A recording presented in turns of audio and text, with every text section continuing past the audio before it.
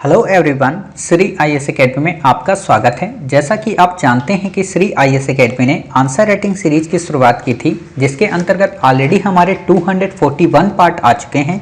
ये हमारा 242 पार्ट है। अपने इस पार्ट में हम देखेंगे कि आपके द्वारा हमारे टेलीग्राम चैनल पर किस प्रकार का प्रश्न भेजा गया, उसे आपने किस तरीके से लिखा और वास्तव में आपको उसे कैसे लिखना चाहिए था। तो चलिए शुरू करते हैं। जैसा कि आप देख रहे हैं, ये प्रश्न आपके द्वारा हमारे टेलीग्राम चैनल पर भेजा गया। तो सबसे पहले हम आपके इस प्रश्न को पढ़ेंगे, फिर आपके उत्तर को पढ़ेंगे और देखेंगे कि वास्तव में आपने इसे कैसे लिखा है और इसमें किन किन बिंदुओं को ऐड करने की आवश्यकता है। हम इस प्रश्न को पढ़ें इससे पहले आप लोगों के लिए एक इम्पॉर्टेंट जानकारी वो ये कि ये जो प्रश्न यहाँ पे लिखकर भेजा गया है, वास्तव में इसी से संबद्ध प्रश्न यूपीएससी ने इस बार के मुख्य परीक्षा के GS1 में पूछ लिया है। खास तौर पर क्या पूछा था? लैंगिक भेदभाव को लेकर सावित्रीबाई फुले के योगदान पर चर्चा करें। अब आपके दिमाग में आया होगा, साहब आखिरकार यूपीएससी ने पूछा क्यों था? तो यूपीएससी ने इसलिए पूछा था क्योंकि वर्ष 2020 में 189 के आसपास शायद इनकी बर्थ एनिवर्सरी मनाई गई थी।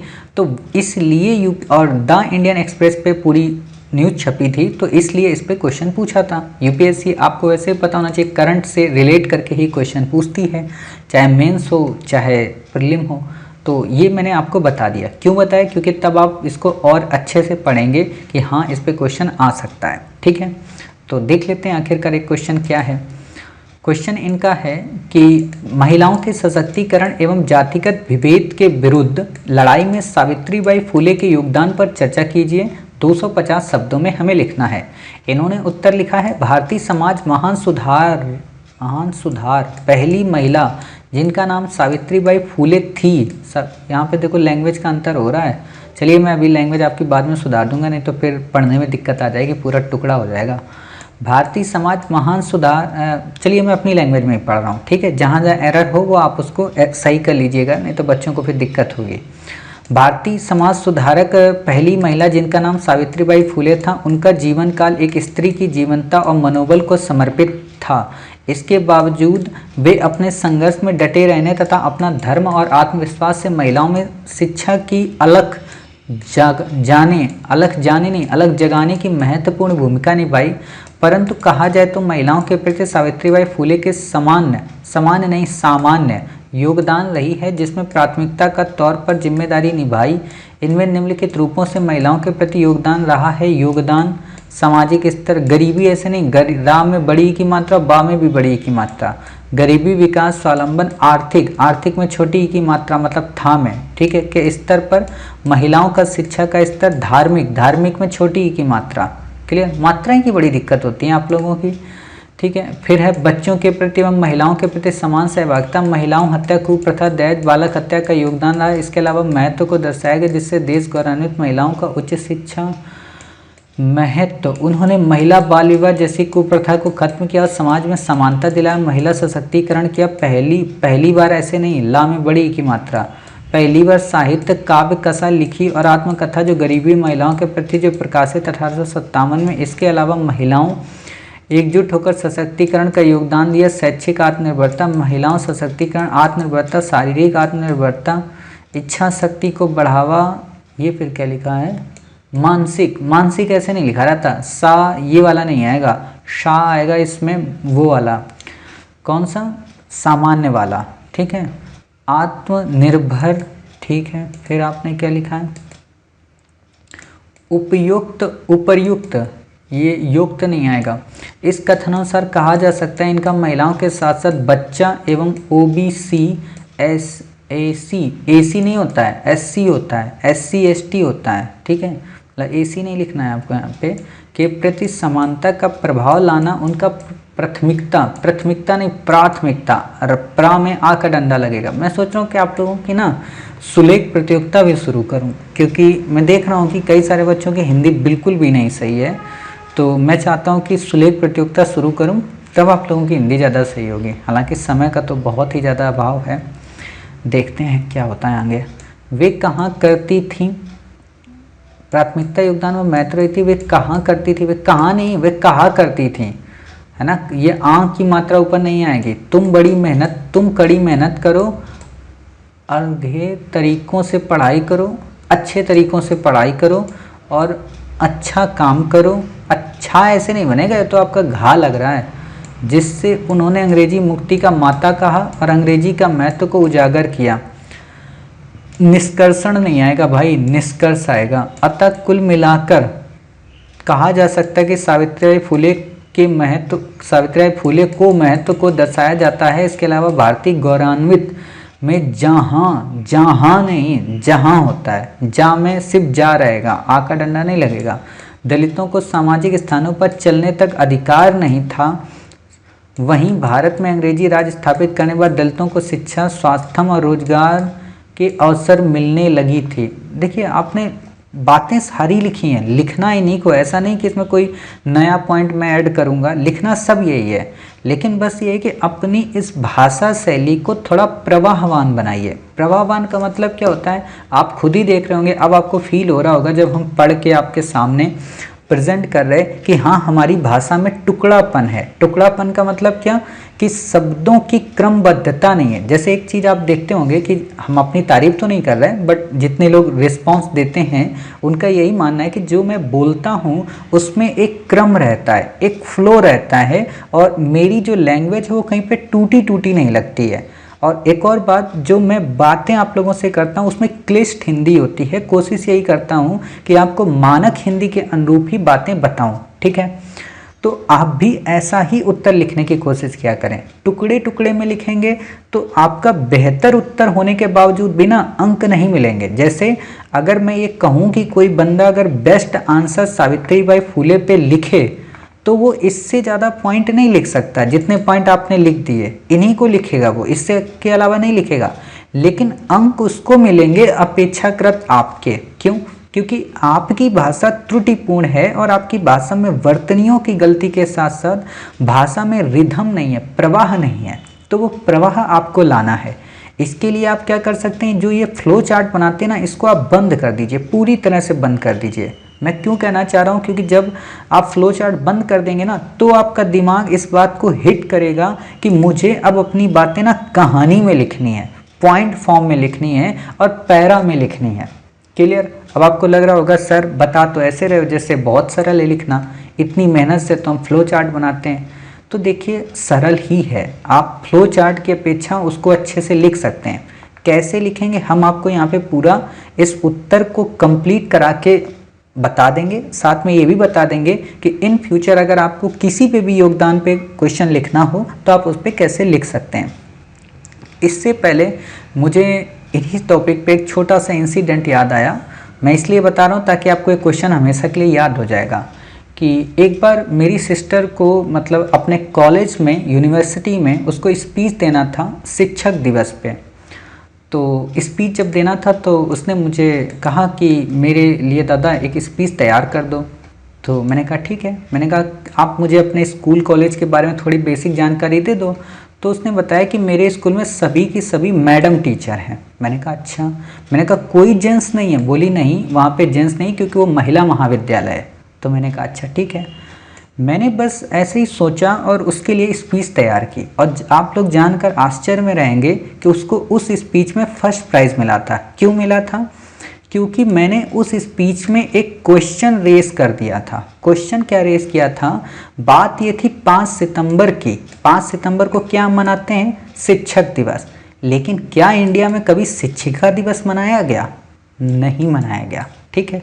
दूसरी बात ये थी कि शिक्षक दिवस कौन मना रहा था? महिला विश्वविद्यालय, जबकि शिक्षिका दिवस वो स्वयं नहीं मनाता। ठीक है। तो मैंने यही उसमें क्वेश्चन लिखा कि पूरा स्पीच जो तैयार किया तो उसमें यही बताया मैंने कि आज शिक्षक दिवस है 5 सितंबर डॉक्टर सर्वपल्ली राधाकृष्णन की याद में, यानी कि पहले जो भारत के शिक्षक हुए। किंतु हमें इस बात को याद रखना चाहिए कि हम आखिरकार पहली शिक्षिका दिवस के नाम पर शिक्षिका दिवस क्यों नहीं मनाते। और दुर्भाग्य तो ये इस बात का है कि इस परिसर में बैठी मोतियों के समान सुशोभित जो शिक्षिकाएं हैं, इनके सम्मान में हम ऐसा क्यों नहीं करते। वहाँ की प्राचार्य, वहाँ के प्रिंसिपल, वहाँ के जो बड़े बड़े अतिथिगण आए थे अलग अलग मिनिस्ट्री, अलग अलग डिपार्टमेंट से, तो वो लोग आश्चर्य में पड़ गए कि सच में बहुत बड़ी बात है कि हम शिक्षिका दिवस क्यों नहीं मनाते। और ये आप भी जानकर आश्चर्य में हो जाएंगे कि इंडिया के पहले शिक्षक कौन, डॉक्टर सर्वपल्ली राधाकृष्णन। लेकिन इंडिया की पहली शिक्षिका कौन, ये नहीं पता होता लोगों को। तो ये याद रखिएगा, ये सावित्रीबाई फूले हैं जो कि भारत की पहली शिक्षिका हैं। क्लियर। अब हम अपनी कहानी शुरू करते हैं, मतलब अब आपका उत्तर बताते हैं। हमने इसलिए बता दिया ताकि आपके भी भाई बहन या आपके भी कलीग्स या आप भी जब कहीं पे स्पीच दें कलेक्टर बनने के बाद शिक्षक दिवस के रूप में, तो वहाँ पे आप इस पॉइंट को ऐड कर सकते हैं, कमी बता सकते हैं कि हम शिक्षक दिवस तो मना रहे लेकिन हमारे देश का दुर्भाग्य है कि हम शिक्षिका दिवस नहीं मनाते। तो इससे क्या होगा ना, सामने वाले पे अच्छा इंप्रेशन जाएगा और वो आपकी भावना को समझ सकेगा। ठीक है, तो अब देखते हैं कि इसको लिखना कैसे। सिंपल सा उत्तर है, महिला के सशक्तिकरण की बात कर रहा है और जातिगत विभेद के विरुद्ध लड़ाई की बात कर रहा है। तो एक बात बताइए, महिला सशक्त कब होती है? पहली बात तो मुझे इस वर्ड से ही बड़ी नफरत है, जब लोग ये कहते हैं ना महिला को सशक्त बनाना है। वास्तव में महिला सशक्त होती ही है भाई, उसे सशक्त बनाकर आप क्यों एक आडंबर रचना चाहते हो? पुरुष क्या बहुत ज़्यादा सशक्त होते हैं क्या? उनका भी जब किसी से ब्रेकअप होता है तो टूट के बिल्कुल पड़े रहते हैं।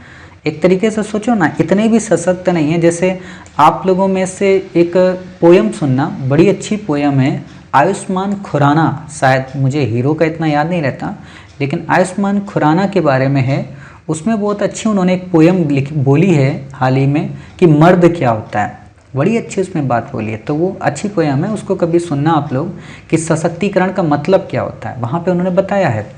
तो सशक्तिकरण का ये मतलब नहीं होता कि महिलाएं अशक्त हैं, ठीक है, कि वो सशक्त नहीं है। एक महिला जो 9 महीने अपनी कोख में एक बच्चे को रख सकती है, तो क्या वो सशक्त नहीं हो सकती? तो यहाँ पे सोचने वाली बात होती है, जब भी आप कभी महिला सशक्तिकरण पे भी लिखें ना, तो इस चीज़ को भी ध्यान में रख कर लिखें कि वास्तव में महिला सशक्तिकरण का जो लबादा है, ये पितृसत्तावादी सोच का ही परिणाम है। ये वास्तव में जब आप पढ़ते हैं ना सिमोन डी बुआ को, जिनकी बुक है द सेकंड सेक्स, उसमें उन्होंने बताया है, काफ़ी डिटेल से उन्होंने बताया है। कभी हालांकि हमने आपको पढ़ाया फेमिनिज्म पे, तो कभी आप देखिएगा, पढ़िएगा उस बुक को। खैर, हम इस क्वेश्चन पे आते हैं, काफ़ी ज़्यादा आगे जा रहे हैं।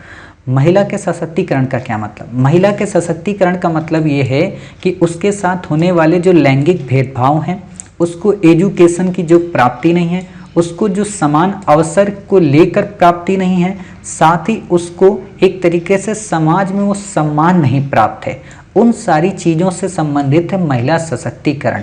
अर्थात उसको इकोनॉमिक अपॉर्चुनिटी मिले, उसे कल्चरल अपॉर्चुनिटी मिले, उसे पॉलिटिकल अपॉर्चुनिटी मिले और उसे रिलीजन अपॉर्चुनिटी मिले। आज भी आप देखेंगे इंडिया में कई ऐसे टेम्पल्स हैं जहाँ पे भेदभाव किया जाता है, और इन्हीं रिलीजियस टेम्पल्स, इन्हीं भेदभाव में से जो प्रमुख भूमिका है वो जातिगत भेदभाव की है कि उच्च जाति की महिलाएं इस टेम्पल में नहीं, इस टेम्पल में जाएंगी, निम्न जाति की महिलाएं नहीं जाएंगी।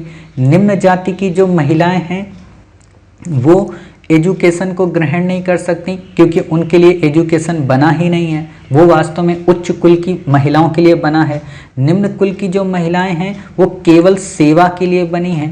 ये जो मानसिकताएं हैं, इस चीज़ को दूर करने की कोशिश की सावित्रीबाई फूले ने। अब एक बात बताइए, इन सब की मूल जड़ क्या हो सकती है? अगर आपको महिलाओं को इकोनॉमिक अपॉर्चुनिटी प्रोवाइड करानी है, अगर महिलाओं को समाज में, सोसाइटी में उनके रोल को काफ़ी ब्रॉड करना है, या आप उनको कल्चरल काफ़ी इम्प्रूव करना चाहते हैं, एडवांस बनाना चाहते हैं, या सोसाइटी में उनके स्टेटस को मेंटेन करना चाहते हैं, तो आप क्या कर सकते हैं? सिंगल एक कोई शस्त्र बताइए, एजुकेशन।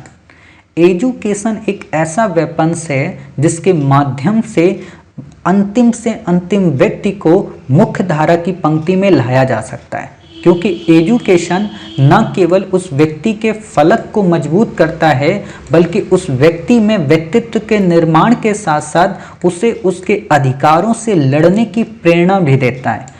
वो उसे राजनीतिक परिप्रेक्ष्य में अपने आप को अग्रणी बनाने की भूमिका का भी निर्वहन कराता है।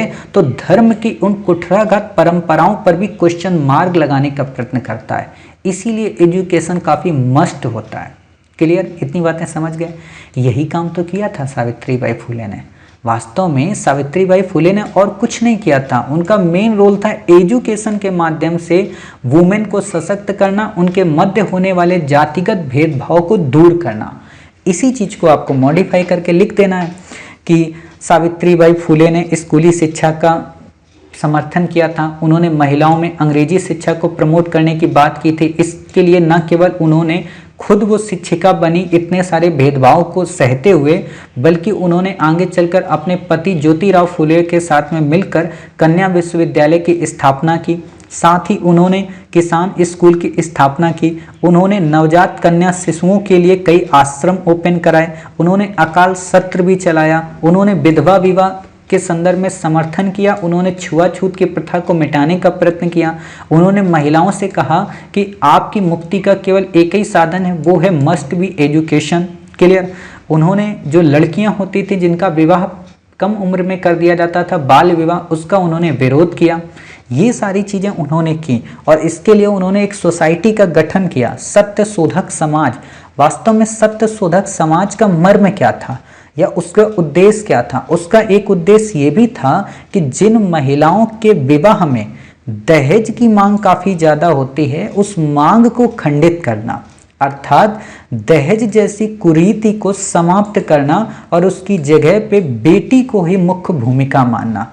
लेकिन दुर्भाग्य की बात यह है कि आज भी हमारे सभ्य समाज में वैसे तो फेसबुक और व्हाट्सएप पर तो बहुत इथिकल बातें करेंगे, लेकिन जब अपने बेटे को दहेज के संदर्भ में बात आएगी, नहीं हमको तो स्कॉर्पियो चाहिए, मतलब मूर्खता की याद होती है। बेटी कितनी अच्छी है वो नहीं इम्पोर्टेंट, मतलब अपने लड़के को बेचता है कायदे से। इस जगह पे तो बताऊंगा किसी दिन सलूशन, जब कभी अगर आपके यहाँ कोई ऐसी बात है ना दहेज मांगने की, कैसे उसकी बेइज्जती करना चाहिए बताऊंगा समय आने पे। ठीक है, तो ये चीज़ें आप कर सकते हैं, ये चीज़ें आप बता सकते हैं। आप ये भी बता सकते हैं कि वो देश की पहली प्राचार्या थी, उन्होंने कवित्री का भी रोल प्ले किया। अब यहाँ पे आप एक बात बताएंगे जो कि कहीं डायमेंशन में नहीं लिखा होता है। हालांकि लिखना उचित है या अनुचित है ये एक डिबेटेबल विषय हो सकता है, बट आप इसे लिख सकते हैं क्योंकि ये हिस्ट्री की बात है। आप लिखेंगे कि इनके इन सुधारों को लेकर कई राष्ट्रवादी जैसे बाल गंगाधर तिलक, उन्होंने भी इनका विरोध किया था। कारण वो मानते थे कि शिक्षा का जो अधिकार है वो केवल और केवल ब्राह्मणों को मिलना चाहिए, गैर ब्राह्मणों को शिक्षा से वंचित रहना चाहिए। क्लियर। और इस साथ ही उन्होंने बालिका शिक्षा का भी विरोध किया था। ये एक बाल गंगाधर तिलक का क्रिटिसिज्म है। क्लियर। तो आप इन चीज़ों को बातों को उल्लेख कर सकते हैं और इसमें बता सकते हैं कि उन्होंने किस तरीके से फिर मानवतावाद, स्वतंत्रता, समानता, भाईचारा, तर्कवाद और दूसरों के लिए एजुकेशन की बात की, जो कि इतिहास में अपनी एक अमिट छाप को ही नहीं दर्शाती बल्कि वर्तमान संदर्भ में भी महिलाओं के प्रति हो रहे अत्याचार, उनके सशक्तिकरण के विरुद्ध अभियान और उनके जातिगत विभेद को भी लड़ने में प्रेरणा प्रदान करती है। और कई सारी नारीवादी लेखिकाएं आज भी सावित्रीबाई फुले को अपना आदर्श मानती हैं ताकि वो भावी भारत का निर्माण कर सकें और महिलाओं की भूमिका को अग्रणी बना सकें। आप ये चीज़ें लिख सकती हैं। तो इसके लिख सकते हैं, मैं लिख सकती हूँ बोल रहा हूँ, लिख सकते हैं, काफ़ी बेहतरीन रहेगा। क्लियर। तो आप समझ गए कि वास्तव में हमने आपकी ही बातों को कैसे सिंक्रोनाइज कर दिया। तो आप इन शब्दों से थोड़ा सही हों, अपनी वर्तनियों को सुधारें। देखिए एक काम आप पहला ये करें कि होता है ना कि आप लोग क्या सोचते हैं कि सीखना बहुत बुरी चीज़ है, बिल्कुल भी नहीं बुरी चीज़ है। आप एक काम करें, बच्चों की जहाँ से आपकी गलती हुई है ना, मान लीजिए आपको क्लास 1 से हिंदी लिखनी नहीं आती, तो आप क्लास 1 की बुकलेट लाइए मोहल्ले के किसी बच्चे की, उससे सुलेख लिखना सीखिए और डेली 2 पन्ने सुलेख लिखा करें, 1 से 2 पन्ने देखकर। सुलेख का मतलब ये होता है सुंदर लेख लिखना देखकर, तब आपकी वर्तनियों में गलती नहीं होगी। मेरी आज तक वर्तनियों में रेयर, मतलब मोस्टली रेयर है जो गलती हुई हो कभी। खास तौर पर आज के समय में अगर मैं कोई बात लिखता हूँ, कोई बिंदु लिखता हूँ, तो बहुत रेयर होता है। क्यों? क्योंकि बचपन में हमारी जो स्कूलिंग हुई थी वहाँ पे सुलेख का काफ़ी ज़्यादा महत्व था और सुलेख के महत्व ने ही हमारी वर्तनियों को सुधार दिया। और आज तक रेयर होता है कि किसी वर्तनी पे कोई गोला लगाते कि आपकी वर्तनी में इस सा की जगह पे वो सा आएगा, इस सा की जगह पे ये सा आएगा। मुझे तीनों सा का प्रयोग पता है कि तीनों सा का प्रयोग कहाँ पे होगा। जब आप शनिवार लिखते हैं तो इस वाले सा का उपयोग होता है, ठीक है। जब आप शेष लिखते हैं तो आपका षटकोण वाला सा का लगता है। जब आप सामान्य लिखते हैं तो ये वाला सा लगता है। तो आपको ये चीज़ें पता होनी चाहिए कि कहाँ पे हम कौन सा वर्ड उपयोग करेंगे, कहाँ पे कौन सी मात्रा लगाएंगे, कहाँ ऊ आएगा, कहाँ औ आएगा, ठीक है, कहाँ ए आएगा। इन चीज़ों का आपको ध्यान देना है और बेसिक से आप सीखिए। होता क्या है कि आप फिर भी अगर नहीं, मान लो मन कर रहा है कि कहाँ हम छोटे बच्चों की किताब लेने जाएंगे, तो जब हम एडिटोरियल भेजते हैं ना, उस एडिटोरियल को पढ़ा करें और उसकी डेली लगभग 10 लाइनें लिखा करें देख देख के। तो इससे आपकी हिंदी अच्छी हो जाएगी। और जो वर्ड आपके गलत होते हैं, जैसे सपोज कीजिए, मान लीजिए यहाँ पे अगर हम आपके गलत वर्ड निकालें, तो जैसे कीजिए है, इसका सही रूप आप गूगल से देखकर लिख लीजिए, क्लियर। आप यहाँ पे जैसे ये जीवंतता है, इसको सही से आप लिख लीजिए देखकर कहीं से। जिनका काल, इसको सही से लिख लीजिए, ठीक है। जीवन काल मतलब यहाँ पे जो गलतियाँ हो रही हैं उनको सही से लिख लीजिए, ताकि आपको आगे दिक्कत ना हो किसी तरीके की, समझ गए। तो इससे जैसे यहाँ पे लिखा अपने, ये क्या लिखा है, संघर्ष, संघर्ष आपको इसमें लिखना है। इसमें पता ही नहीं चला, इसके बावजूद भी अपने संबंध लिखा है कि संघर्ष लिखा है, ठीक है। तो आप ऐसे इन चीज़ों को सुधारिए, क्योंकि अगर आप कितना भी अच्छा आंसर लिखते होंगे ना, अगर आपकी वर्तनी नहीं सही है, आपकी भाषा में फ्लो नहीं है, तो आपको अंक नहीं मिलेंगे, समझ गए। उम्मीद है न केवल आप इसका उत्तर समझे होंगे, बल्कि काफ़ी सारी नई डायमेंशन सीखे होंगे और काफ़ी सारी नई चीज़ों को सीखा होगा। बाकी आप यहाँ पे चाहें तो उनके शिक्षा आंदोलन को भी मेंशन कर सकते हैं। बात वही होती है ना कि लिखते आप कितना है। हमने तो बस आपके पॉइंट को ही अरेंज कर दिया है, इसलिए हमने आपके पॉइंट के हिसाब से ही बताया, क्योंकि आप पहले अगर इसे लिख लें फिर तो हम इसको एडवांस बना ही देंगे, ठीक है।